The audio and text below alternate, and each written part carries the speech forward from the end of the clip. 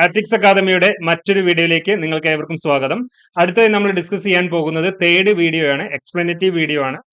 ഇതിൽ learning and teaching എന്നുള്ളതാണ് സബ്ജക്റ്റിന്റെ പേര് വരുന്നത്. 2024-ലും 23-ലും 22-ലും ചോദിച്ചിട്ടുള്ള ക്വസ്റ്റ്യൻ പേപ്പറിനെ മൊത്തത്തിൽ എടുത്തുകൊണ്ടാണ് നമ്മൾ ഇവിടെ ഡിസ്കസ് ചെയ്യുന്നത്. അതിൽ ഫസ്റ്റ് യൂണിറ്റ് ആണ് നമ്മൾ ചർച്ച ചെയ്തുകൊണ്ടിരിക്കുന്നത്. ഫസ്റ്റ് യൂണിറ്റിൽ തന്നെ 7ഓളം ചോദ്യങ്ങൾ ചോദിച്ചായിട്ട് നിങ്ങൾക്ക് എല്ലാവർക്കും അറിയാം. അതിൽ ആദ്യത്തെ 3 ക്വസ്റ്റ്യൻസും ഒരൊറ്റ ടോപ്പിക്കിനെ കേന്ദ്രീകരിച്ചുകൊണ്ട് ചോദിച്ചതാണ്. അതിൽ the basic principles of learning എന്നുള്ളതാണ് ആ ടോപ്പിക്ക്. അതിനെ കേന്ദ്രീകരിച്ചുകൊണ്ട് നമ്മൾ ഫസ്റ്റ് വീഡിയോ ഡിസ്കസ് ചെയ്തു. രണ്ടാമത്തെ വീഡിയോയിൽ ദ ടെക്നിക്സ് ഓഫ് ആക്റ്റീവ് ലേണിംഗും ദ ടെക്നിക്സ് ഓഫ് സെൽഫ് ലേണിംഗും അതിന്റെ ഇംപ്ലിമെന്റേഷനുമാണ് നമ്മൾ ചർച്ച ചെയ്തത്. പിന്നെ അതുകൂടാതെ തന്നെ ഇനി അടുത്തതായിട്ട് നമുക്ക് മൂന്നാമത്തെ വീഡിയോയിൽ ചർച്ച ചെയ്യാനുള്ളത് ഏതാണ്? Discuss the purpose of learning in the school by analysing its advantages and limitations എന്നുള്ളതാണ്.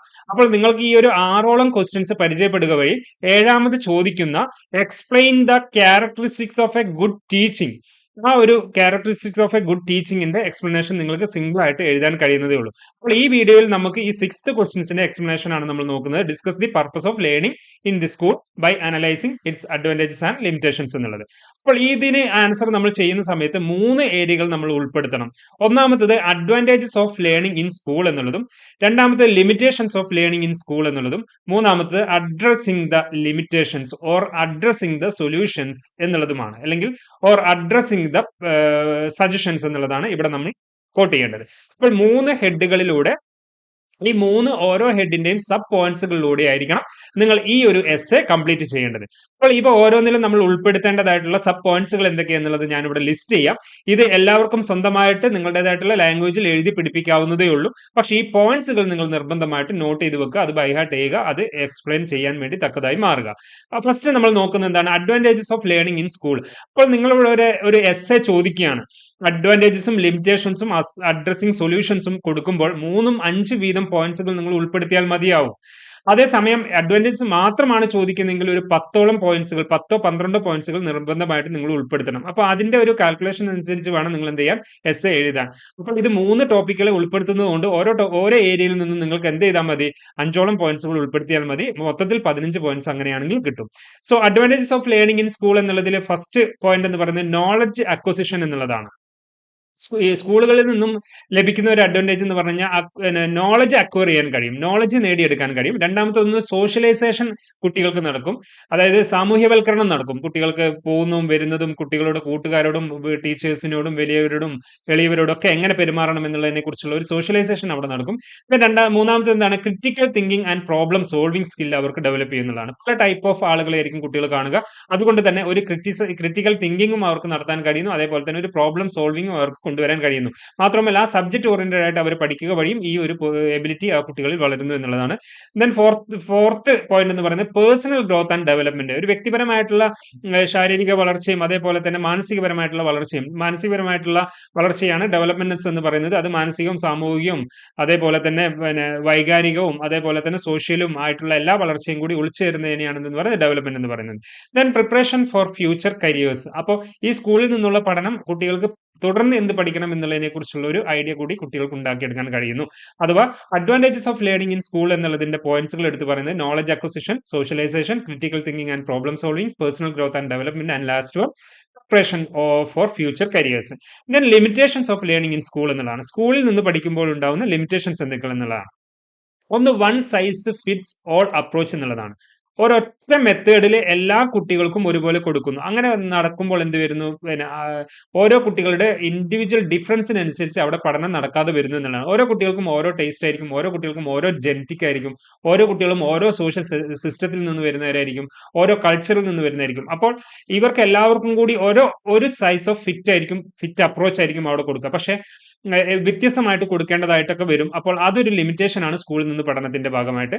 Then limited focus on practical skills എന്നുള്ളതാണ്. പ്രാക്ടിക്കൽ സ്കിൽ നമ്മൾ ജീവിത വിജയത്തിന് ഏറ്റവും പ്രധാനമായിട്ടും കുട്ടികൾക്ക് ഉണ്ടായിരിക്കേണ്ട ഒരു ഭാഗമാണെന്ന് പറയുന്നത് സ്കിൽസ് എന്നുള്ളത്. അപ്പോൾ ആ പ്രാക്ടിക്കൽ സ്കിൽസിന് സ്കൂളിൽ നിന്നുമുള്ള കൂടുതൽ ഫോക്കസ് നൽകുന്നില്ല, പകരം അക്കാദമിക് പരമായിട്ടുള്ള കാര്യങ്ങൾക്കായിരിക്കും ഏറ്റവും കൂടുതൽ ഫോക്കസ് നൽകുക എന്നുള്ളതാണ്. മറ്റൊരു ലിമിറ്റേഷൻ എന്ന് പറയുന്നത് സ്റ്റാൻഡേർഡൈസ്ഡ് ടെസ്റ്റിംഗ് എന്നുള്ളതാണ്. സ്റ്റാൻഡേർഡൈസ്ഡ് ടെസ്റ്റ് എന്ന് പറഞ്ഞു കഴിഞ്ഞാൽ ഇൻഡിവിജ്വൽ ഡിഫറൻസിനനുസരിച്ച് ഓരോ കുട്ടികൾക്കും വ്യത്യസ്ത രീതിയിലുള്ള ടെസ്റ്റുകളായിരിക്കും അപ്ലൈ ആപ്ലിക്കബിൾ ആവുക. എന്നാൽ നമുക്ക് SLC പഠിക്കുന്ന എല്ലാ കുട്ടികൾക്കും ഒരേ രീതിയിലാണ് ടെസ്റ്റ് നടത്തുന്നത്. അതിൽ പിന്നെ ഏറ്റവും ലോ ലെവൽ പഠിക്കുന്നവരുണ്ടാവും, ഹയർ ലെവൽ പഠിക്കുന്നവരുണ്ടാവും, മിഡിൽ ലെവൽ പഠിക്കുന്നവരുണ്ടാവും, ഡിഫറെന്റ് കൾച്ചറിൽ നിന്ന് വരുന്നുണ്ടാവും. അങ്ങനെ ഡിഫറൻഷ്യാലിറ്റി ഒക്കെ ഉള്ളവർക്കും എല്ലാവർക്കും ഒരുപോലെയുള്ള ഒരു സ്റ്റാൻഡർഡൈസ്ഡ് ടെസ്റ്റിംഗ് മാനറാണ് യൂസ് ചെയ്യുന്നത്. അതുകൊണ്ട് തന്നെ അതൊരു നെഗറ്റീവ് ആയിട്ട് കൂടി അത് വരുന്നുണ്ട്. ഇൻആഡിക്വബിൾ ആക്സസ് ടു റിസോഴ്സസ് എന്നുള്ളതാണ്. കുട്ടികൾക്ക് കൃത്യമായ രീതിയിൽ ആവശ്യമായ സമയങ്ങളിൽ റിസോഴ്സുകൾ ആക്സസ് ചെയ്യാൻ കഴിയാതെ വരുന്നു. ദെൻ ഫ്ലെക്സിബിൾ ഷെഡ്യൂളിംഗ് എന്നുള്ളതാണ്. ഫ്ലെക്സിബിൾ ഷെഡ്യൂളിംഗ് കുറവാണെന്നുള്ളതാണ്. അപ്പോൾ അവർക്ക് ഫ്ലെക്സിബിൾ ആയിട്ടുള്ള ഷെഡ്യൂളിംഗ് ഒക്കെ കൊടുക്കും. റിജിഡ് ആയിട്ടുള്ള ഒരു ടൈറ്റ് ആയിട്ടുള്ള ഒരു ഷെഡ്യൂൾ ആയിരിക്കും എല്ലാവർക്കും ഒരുപോലെ. ഇന്ന സമയത്ത് ക്ലാസ്സിൽ ഇരിക്കുകയാണെങ്കിൽ ഇന്ന സമയത്ത് തന്നെ ക്ലാസ്സിൽ ഇരിക്കണം എന്നുള്ള രീതിയിലൊക്കെ പറയുമ്പോൾ ഒരു ഫ്ലെക്സിബിൾ ഷെഡ്യൂളിന്റെ പോരായ്മയും ഇവിടെ ലിമിറ്റേഷൻ ആയിട്ട് എടുത്തു പറയുന്നു. അപ്പോൾ ഇങ്ങനത്തെ പോരായ്മകൾ നമ്മൾ എടുത്തു പറയുമ്പോൾ അതിനൊക്കെ ഒരു സൊല്യൂഷൻസ് കൂടി നമുക്ക് അഡ്രസ് ചെയ്യാൻ കഴിഞ്ഞിരിക്കണം. അപ്പോൾ ആ സൊല്യൂഷൻസിനെ നമുക്ക് എന്ത് ചെയ്യാൻ പറ്റും? ഒരു 5 ഹെഡുകളിലൂടെ നമുക്ക് എക്സ്പ്ലെയിൻ ചെയ്യാൻ പറ്റും. അതിൽ ഒന്നാമത് പേഴ്സണലൈസ്ഡ് ലേണിംഗ് ആണ്. കുട്ടികൾക്ക് പേഴ്സണലൈസ്ഡ് ഇപ്പം ഒക്കെ പല ഓൺലൈൻ ട്യൂട്ടറൊക്കെ നടക്കുന്നത് ഇൻഡിവിജ്വൽ ഒരു കുട്ടിക്ക് ഒരു ട്യൂട്ടർ എന്ന രീതിയിലൊക്കെയാണ്. അപ്പോൾ പേഴ്സണലൈസ്ഡ് ആയിട്ടുള്ള ട്രെയിനിങ് അഥവാ ചൈൽഡ് സെന്റേഡ് മെത്തേഡ് അപ്രോച്ച് ഒക്കെ കാൾ റോജർ ഒക്കെ കൊണ്ടുവന്നിട്ടുള്ള മെത്തേഡാണ് ചൈൽഡ് സെന്റേഡ് അപ്രോച്ച്. അപ്പോൾ അതൊക്കെ ഇവിടെ ഇംപ്ലിമെന്റ് ചെയ്യാൻ വേണ്ടി ശ്രമിക്കുക. രണ്ടാമത് പ്രൊജക്ട് ബേസ്ഡ് ലേണിംഗ് കൊടുക്കുക. ആക്ടിവിറ്റി ഓറിയന്റഡ് ആയിട്ടുള്ള സെൽഫ് ലേണിംഗ് ആയിട്ടുള്ള ആക്റ്റീവ് ലേണിംഗ് ആയിട്ടുള്ള കാര്യങ്ങൾ അല്ലെങ്കിൽ കൺസ്ട്രക്റ്റിവിസ്റ്റ് മെത്തേഡുകളൊക്കെ ഉപയോഗിച്ചുകൊണ്ട് പ്രൊജക്ട് ബേസ്ഡ് ലേണിംഗ് കൊടുക്കുക. ദെൻ കോമ്പിറ്റൻസി ബേസ്ഡ് പ്രോഗ്രഷൻ നൽകുക. അല്ലെങ്കിൽ കോമ്പിറ്റൻസിക്ക് അനുസരിച്ച് കോമ്പിറ്റൻസി നടത്തിക്കൊണ്ട് പിന്നെ പ്രോഗ്രഷൻ കൊടുക്കുന്ന രീതിയിൽ ആ ബേസിലുള്ള പ്രോഗ്രഷൻ കൊടുക്കുക. ദെൻ ഫ്ലെക്സിബിൾ ഷെഡ്യൂൾ കൊടുക്കുക. ഫ്ലെക്സിബിൾ ആയിരിക്കുക. ഓരോ കുട്ടികൾക്കും ഓരോ ഇതിനനുസരിച്ച് ഇപ്പോൾ ലൈബ്രറി യൂസ് ചെയ്യാനാണ് താല്പര്യമെങ്കിൽ അത് യൂസ് ചെയ്യുക. അതേപോലെ തന്നെ പഠിക്കാനാണെങ്കിൽ പഠിക്കുക. ആക്ടിവിറ്റി ഓറിയന്റഡ് ആയിട്ടുള്ള വർക്ക് ചെയ്യാനാണെങ്കിൽ അങ്ങനത്തെ ഫ്ലെക്സിബിൾ ആയിട്ടുള്ള ഷെഡ്യൂൾ കൊടുക്കുക. ഇക്വിറ്റബിൾ റിസോഴ്സ് അലോക്കേഷൻ കൊടുക്കുക. അതായത് കുട്ടികൾക്ക് കുട്ടികളുടേതായിട്ടുള്ള പ്രായത്തിനും കുട്ടികളുടേതായിട്ടുള്ള ഏരിയക്കും അനുസരിച്ചുള്ള ഫ്ലെക്സിബിൾ ആയിട്ടുള്ള റിസോഴ്സുകൾ അലോക്കേറ്റ് ചെയ്യാനും കൂടി കഴിയുക എന്നുള്ളതാണ്. ഇത്രയും കാര്യങ്ങൾ നമുക്ക് ചെയ്യാൻ പറ്റി കഴിഞ്ഞു കഴിഞ്ഞാൽ പിന്നെ ഈ ലേണിംഗ് ഈ സ്കൂളുകളുടെ ലേണിംഗ് നമുക്കൊന്നും കൂടി എഫക്റ്റീവായിട്ട് ഇംപ്ലിമെന്റ് ചെയ്യാൻ പറ്റും എന്നുള്ളതാണ്. സോ ഈ ഒരു 3 ഹെഡുകളിലൂടെയാണ് ഈ ഒരു ക്വസ്റ്റ്യൻസിന് നിങ്ങൾ ആൻസർ ചെയ്യാൻ ശ്രമിക്കേണ്ടത്. സോ അടുത്തതായിട്ട് നമ്മൾ ഡിസ്കസ് ചെയ്യാൻ പോകുന്നത് ഇതിന്റെ സെക്കൻഡ് യൂണിറ്റിൽ നിന്നും ചോദിക്കുന്ന കുറച്ച് ചോദ്യങ്ങളും അതിന്റെ ആൻസേഴ്സുമാണ്. സോ എല്ലാവരും നന്നായി തന്നെ പഠിക്കുക. എല്ലാവർക്കും നന്നായി പഠിക്കാൻ കഴിയട്ടെ എന്ന് ആശംസിക്കുന്നു. Thank you all the very best.